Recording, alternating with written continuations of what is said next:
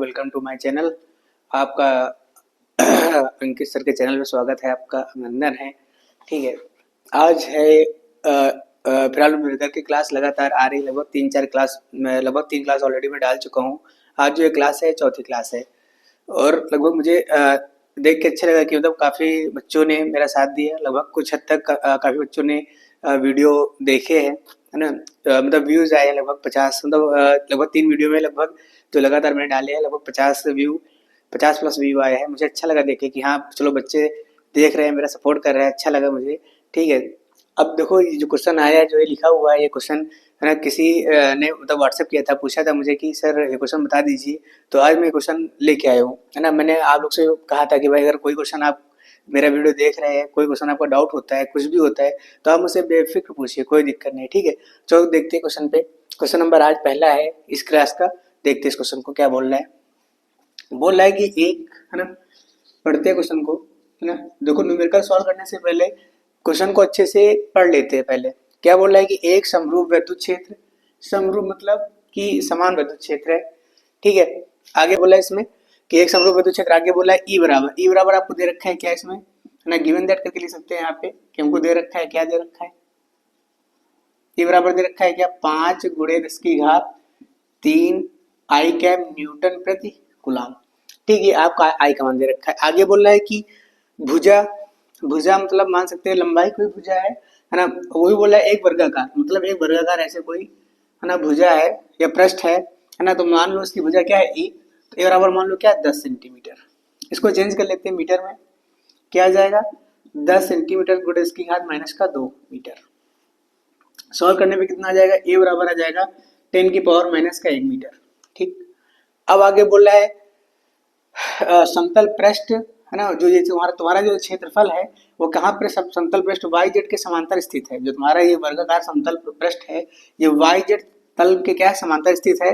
पृष्ठ से कितना फ्लक्स गुजरेगा, मतलब जो वाई जेड तल है इसके समांतर जो स्थित है, इसके पृष्ठ से कितना फ्लक्स होकर गुजरेगा। अब देखो भाई इसे विद्युत फ्लक्स है, तो अब इसमें वाई जेड तल बोला है, इसके मतलब उसको जानना पड़ेगा थोड़ा त्रिविमीय ज्यामिति की तरफ, है ना, 3D की तरफ लगभग। तो देखो आपके 3 तल होते हैं, पहला तल होता है एक्स वाई, ये क्या होता है जेड। बोल रहा है वाई जेड तल के समांतर, मतलब वाई है ये तुम्हारा क्या है, जेड। इसके तल के समांतर मतलब ये किस अक्ष की बात कर रहा है, एक्स अक्ष, मतलब एक्स अक्ष के।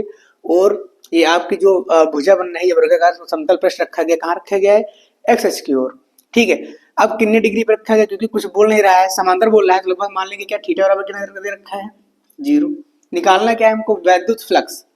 वैद्युत फ्लक्स का मतलब क्या हो जाएगा, फाई ई बराबर क्वेश्चन मार्क।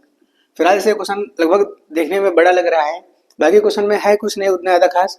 अगर ये क्वेश्चन आ रहा है पेपर में तो लगभग 3 नंबर को तो आएगा ही, क्योंकि है ना लगभग काफी बड़ा क्वेश्चन है, लगभग 4-5 लाइन का क्वेश्चन है, तो लगभग 3 नंबर से आएगा।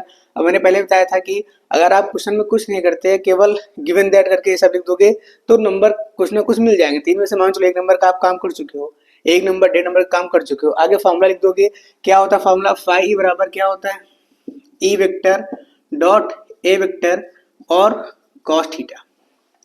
आपको देखो ई का मान दे रखा है, विद्युत क्षेत्र दे रखा है, ई का मान कितना दे रखा है, 5 गुणे 10 की घात माइनस का प्लस का 3, 5 गुणे 10 की घात 3। ए क्या होता है, क्षेत्रफल। अब वर्ग का क्षेत्रफल, भाई वर्गाकार समतल है तो वर्ग का क्षेत्रफल क्या हो जाएगा, भुजा स्क्वायर मतलब ए स्क्वायर। ए का मान क्या है, 10 की घात माइनस 2, तो 10 की घात माइनस 2 गुणे 10 की घात माइनस 2 माइनस 1 तो आ जाएगा 10 की घात माइनस का 2। ये आपका आ गया मीटर स्क्वायर। ए का मान रख देंगे क्या, 10 की घात माइनस का 2। कॉस थीटा का मान क्या है भाई, कॉस थीटा मतलब कॉस 0, क्योंकि थीटा का मान क्या दे रखा है, 0।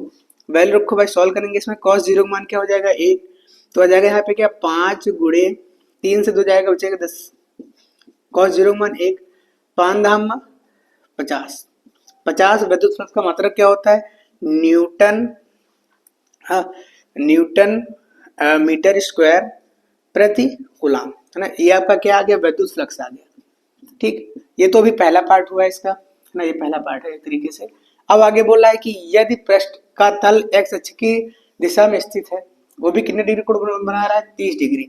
मतलब जो तुम्हारा ये पृष्ठ ये रखा गया है वर्गाकार पटल, वो एक्स अक्ष की दिशा में क्या है, स्थित है, वो कितने डिग्री कोण बना रहा है, 30 अंश का, है ना। तो इसमें एक कॉन्सेप्ट समझ लीजिए कि अगर हम लोग विद्युत फ्लक्स की बात करेंगे तो जितना कोड बनाएगा हमसे, पूछेगा कि 30 अंश पेपर रखा है, 60 अंश पे रखा है, तो उसमें हम लोग क्या करेंगे, उसमें हम लोग जो मान रखेंगे कोड का वो 90 से घटा के रखेंगे। क्या रखोगे, 90 से घटा के रखोगे कोड, मतलब जितने भी कॉस थीटा का मान रखोगे, चाहे विद्युत फ्लक्स हो चाहे क्या हो तुम्हारा चुंबकीय फ्लक्स हो, है ना, अगर बोल दिया जाए क्या कि अक्ष की दिशा के क्या अक्ष है ना, एक्स अक्ष की दिशा या वाई अक्ष की दिशा या जेड अक्ष की दिशा से 30 अंश का कोड बना रहे, या अगर 60 भी अंश बोल देगा तो क्या करेंगे, 90 से उसको घटा के रखेंगे। देखो 30 बोला है तो हम लोग क्या करेंगे, 90 से घटा देंगे तो कितना आ जाएगा मेरे पास कोड, थीटा बराबर आ जाएगा क्या, 90 माइनस 30, कितना आ जाएगा मेरे पास 60। ठीक है ना, इसमें लोग कंफ्यूज हो जाते हैं, कहो डायरेक्ट सीधा फॉर्मूला में 30 रख देंगे तो फिर गलत हो जाएगा, 60 रखना पड़ेगा। ठीक है, 90 से घटा के रखना है कुल मिला के, इसमें ये समझ लीजिएगा। अब आ जाओ दूसरा पार्ट क्या आ जाएगा इसका, विद्युत फ्लक्स ई बराबर फाई बराबर क्या हो जाएगा, E vector dot A vector cos theta. E का मान दे रखा है 5 गुणे 10 की घात 3, ए का मान दे रखा है क्या 10 की घात माइनस 1, कॉस थीटा मतलब कॉस 60, कॉस 60 का मान कितना हो जाएगा 5, हो जाएगा 10 की घात 2, कॉस 60 का मान 1/2, तो कितना हो जाएगा ये 500 1/2, 500 का आधा हो जाएगा 250, कितना आ जाएगा भाई, विद्युत फ्लक्स कितना आ गया 250 न्यूटन मीटर स्क्वायर और प्रति कूलम, है ना, ये आपका आंसर हुआ, है ना। क्वेश्चन अच्छा है, थोड़ा कॉन्सेप्ट बेस्ड है ना, बाकी क्वेश्चन अच्छा है ना, इस तरह क्वेश्चन आ भी सकते हैं पेपर में न्यूमेरिकल। ठीक है, आते हैं अब अगले क्वेश्चन नंबर 2 पे। नंबर 2 क्या बोला है, 100 माइक्रोफैरेड धारिता वाले संधारित्र को 110 वोल्ट तक आवेशित करने में संचित ऊर्जा कितनी होगी, है ना। मान के चलो ये क्वेश्चन फिक्स है, एक नंबर का पेपर में पूछता है ना, मान चलो 90% मान के जो चांसेस है कि ये क्वेश्चन 1 नंबर या 2 नंबर में पूछ सकता है, ऑब्जेक्टिव में पूछ सकता है ना, इसके आने के चांसेस मान चलो बहुत ज्यादा रहते हैं इस तरह के क्वेश्चन। ये इंपॉर्टेंट क्वेश्चन लगभग 90% चांस है कि क्वेश्चन कहो आ जाए पेपर में। ठीक है, अभी हाफ ईयरली पेपर हुआ था उसमें भी क्वेश्चन था, प्री बोर्ड में भी कहो आ सकता है, बाकी है ना, एंड जो बोर्ड एग्जाम होगा उसमें भी आने की चांसेस बहुत ज्यादा होती है क्वेश्चन की, है ना। देखो क्वेश्चन बोल क्या रहा है कि 100 माइक्रोफैरेड, 100 माइक्रोफैरेड मतलब धारिता को किससे लिखते हैं, सी से, है ना, गिवन दैट करके लिख देंगे हम लोग क्या, गिवन दैट क्या दे रखा है भाई, धारिता सी बराबर दे रखा है क्या 100 micro mu F micro farad. 100 micro farad मतलब 10 की घात 2, माइक्रो को चेंज करेंगे क्या फैरेड में, तो 10 की घात माइनस 6 से गुणा कर देंगे फैरेड, यहाँ 2 है यहाँ 6 है भाई, 6 से 2 घात घट जाएंगे तो कितना आ जाएगा, सी का मान आ जाएगा 10 की घात माइनस का 4 फैरेड। आगे बोला है 10 वोल्ट तक आवेशित करता है, मतलब वी का मान दे रखा है क्या 10 वोल्ट, वी का मान क्या दे रखा है 10 वोल्ट। मुझे कैसे पता चला कि वी का मान है ये, क्योंकि आगे वोल्ट लगा रखा है, मतलब विभव का मात्रक होता है, विभव लिखते हैं किससे, वी से, तो वी का मान दे रखा है। बोला है कितनी ऊर्जा निकलेगी, यू का मान निकालना है। फॉर्मूला क्या होता है, यू बराबर होता है हाफ सी वी स्क्वायर, 1/2, सी का मान क्या है 10 की घात माइनस का 4, वी का मान क्या है 10 है, 10 का 2 बार गुणा करो, 10 गुणे 10, 2 एक कम 2, 2 पंचे 10, 5 दहम 50 गुणे 10 की घात माइनस का 4। ऊर्जा का मात्रक क्या होता है, जूल। ठीक, ये क्वेश्चन भी इंपॉर्टेंट है, लगभग आएगा तो पेपर में 1 नंबर से तो नीचे ही नहीं आएगा, 1 नंबर का तो आता ही क्वेश्चन, है ना, 1 नंबर तक आ सकता है, 1 नंबर 2 नंबर तक आ सकता है। ठीक, इंपॉर्टेंट क्वेश्चन है ये। खाली क्या निकालना है, बोल रहा है क्या संचित ऊर्जा। ठीक है, कभी कभी देखो ऊर्जा बोल दिया, देखो इसमें एक तो देखो फॉर्मूला क्या होता है, हाफ सी वी स्क्वायर होता है। ठीक, अब सी बराबर क्या होता है क्यू अपॉन वी, है ना, कभी कभी बोल देता है क्या, जैसे इसमें सी का मान रखोगे फॉर्मूले में तो आ जाएगा q upon v into v square, v cut जाएगा तो क्या आ जाएगा यहाँ पे 1/2 क्यू वी, है ना, तो कहीं तुमको आवेश दे देगा, वी दे देगा, बोलेगा ऊर्जा मान निकालो, तो ऐसे निकालना है। ठीक है, अब आते हैं क्वेश्चन नंबर 3 पे। क्वेश्चन नंबर 3 क्या बोल रहा है, एक धातु, है ना, क्वेश्चन नंबर 3 बोला है कि एक धातु का के गोले की धारिता मतलब सी का मान दे रखा है क्या 1 माइक्रोफैरेड, है ना, मैंने बताया था भाई माइक्रोफैरेड उसको चेंज करो फैरेड में, तो क्या हो जाएगा 1 गुणे 10 की घात माइनस का 6 फैरेड। आगे बोला है कि त्रिज्या कितनी होगी, मतलब आर का मान निकालना है। अब गोले की त्रिज्या बोला है ना, गोले की त्रिज्या का एक फॉर्मूला होता है, क्या होता है धारिता का, यहाँ मान लो त्रिज्या क्या है आर है, तो फॉर्मूला क्या हो जाएगा सी इक्वल टू होता है क्या 4πε0 आर, ये फॉर्मूला क्या होता है आपका। ठीक है, निकालना क्या है मुझे, त्रिज्या निकालना है, मतलब सी का मान रख दो यहाँ पे 1 गुणे 10 की घात माइनस का 6। ठीक, अब चाहे वो ये 4 पाई एप्सिलॉन नॉट यहाँ गुणा में इधर आएगा तो भाग में हो जाएगा, इक्वल टू आर। अब देखो मुझे पता है 1/4 पाई एप्सिलॉन नॉट का मान होता है, कितना होता है भाई, मैंने पहले बताया था कि इसका ये सब मान फिलहाल बोर्ड पेपर में पीछे रहेंगे भी, पर ये मान याद भी कर लो। कितना होता है 1/4 पाई एप्सिलॉन नॉट का मान, 9 गुणे 10 की घात 9 गुणे 10 की घात माइनस का 6 इक्वल टू आर। भाई 9 से 6 जाएगा, कितना बचेगा भाई, 9 से घटा दो 6, कितना आ जाएगा, 9 गुणे 10 की घात 3 बराबर आ जाएगा क्या आर। ये आर बराबर क्या आ गया, 9000 मीटर, या 9000 को क्या ले सकते हैं 9 किलोमीटर। ठीक, ये आपका आर का मान आ गया ना। इस तरह के क्वेश्चन भी पूछे जाते हैं धारिता से ना, छोटे छोटे क्वेश्चन धारिता से बनते हैं, एक एक नंबर दो दो नंबर वाले क्वेश्चन इसी से धारिता से अधिकतर बनते हैं। ठीक है, ये क्वेश्चन भी है ना अच्छा है। कभी कभी धारिता कभी कभी त्रिज्या देगा, धारिता पूछ लेगा, या इस बार है ना धारिता दे दिया गया, त्रिज्या पूछ ली गई है ना, मतलब एक चीज देगा तुमसे और एक चीज पूछेगा क्वेश्चन में। ठीक है, अब आते हैं क्वेश्चन नंबर अगले, क्वेश्चन नंबर 4 पे आते हैं। देखते हैं क्वेश्चन नंबर 4 को।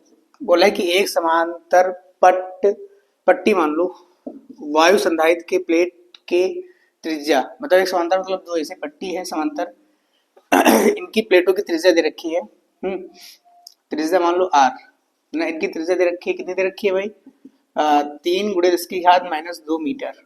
धारिता 1 मीटर त्रिज्या वाले, मतलब जो धारिता है, धारिता की त्रिज्या दे रखी है क्या, धारिता को हम त्रिज्या मान लो आर सी, आर सी मतलब हो जाएगी त्रिज्या, सी से कैपेसिटर। धारिता की त्रिज्या कितनी दे रखी है 1 मीटर। आगे बोल रहा है कि आवेशित गोले की धारिता के बराबर है, हाँ, तो आगे बोला संधारित्र की प्लेटों के बीच की दूरी, मान लो दूरी क्या है इसकी डी है, डी निकालना है मुझे, क्या निकालना है, दूरी निकालना है, डी का मान निकालना है। फॉर्मूला क्या होता है ना, फॉर्मूला क्या होता है, सी इक्वल टू होता है क्या, A epsilon not upon D. अब देखो बोला कि 1 मीटर त्रिज्या वाले आवर्तित गोले की धारिता, मतलब गोले की धारिता मैंने बताया था फॉर्मूला क्या होता है, इससे पहले वाले क्वेश्चन में बताया था फॉर्मूला क्या होता है, 4 पाई एप्सिलॉन नॉट और आर सी।